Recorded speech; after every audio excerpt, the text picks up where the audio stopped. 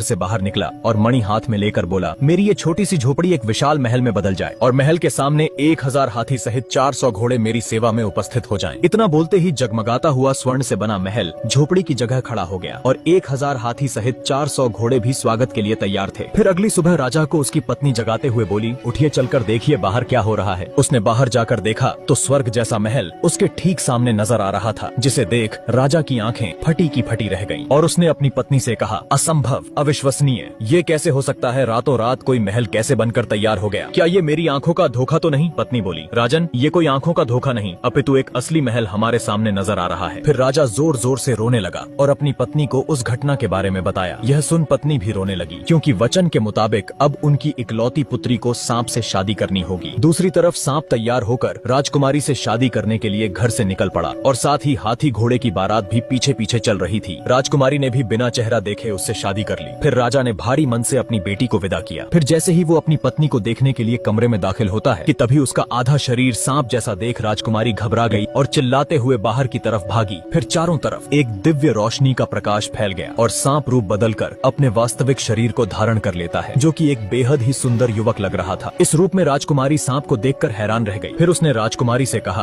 अभी जो हुआ इस घटना को तुम्हें गुप्त रखना है। ये किसी को मत बताना कि रात को मैं मनुष्य का रूप धारण कर सकता हूँ। फिर राजकुमारी ने इसका कारण पूछा। मुझे श्राप मिला है और उसके मुताबिक मेरी पत्नी ने अगर किसी को मेरी सच्चाई बता दी तो मुझे किसी अज्ञात जगह पर कैद कर दिया जाएगा और मैं इस संसार से हमेशा के लिए गायब हो जाऊंगा। राजकुमारी सहमति जताते हुए कहती है, ठीक है, मैं ये बात किसी को नहीं कहूंगी, मगर मैं तुम्हें किस नाम से पुकारूं? देव, देव नाम है मेरा, तुम मुझे इसी नाम से बुलाना। इधर राजा को अपनी बेटी की चिंता हो रही थी, तो उसने एक सैनिक से कहा, जाओ और बिना किसी की नजर में आए मेरी बेटी का पता लगाओ, वो ठीक है या नहीं, कहीं उस सांप ने मेरी फूलों सी नाजुक बेटी को कोई नुकसान तो नहीं पहुंचाया। फिर अगले दिन सैनिक सांप के महल में चुपचाप घुस जाता है और जब उसने छुप कर देखा तो राजकुमारी उसे ठीक हालत में नजर आई। फिर वो महल जाकर राजा और रानी से कहता है, राजन, आप चिंता न करें, राजकुमारी वहाँ बिल्कुल ठीक है। राजा को तनिक भी उम्मीद नहीं थी कि ये सुनने को मिलेगा और वो अभी भी संतुष्ट नहीं था। अब 2 दिन बाद राजा ने एक पत्र लिखा जिसमें वो अपने सांप दामाद और बेटी को भोज के लिए आमंत्रित करता है। जब राजकुमारी अपने पति के साथ मायके आती है तब माँ ने इशारों में कहा, मेरी बच्ची, हमने बहुत गलत किया है तुम्हारे साथ, तुम्हें कितना दुख झेलना पड़ रहा है हमारी वजह से। माँ, ये आप क्या कह रही हैं? मैं अपने पति के साथ बहुत खुश हूँ, बल्कि ये तो मेरा सौभाग्य है कि मुझे ऐसा जीवन साथी मिला। अब 1 महीना बीत गया और नगर में एक व्यापारी के घर शादी थी। उसने राजा और राजकुमारी को समारोह में आमंत्रित किया तो सांप ने कहा, मेरी प्यारी पत्नी, तुम पहले जाओ, मैं सूरज ढलते ही इंसानी रूप में वहाँ आ जाऊंगा। मैं तुम्हें फिर से याद दिला दूं,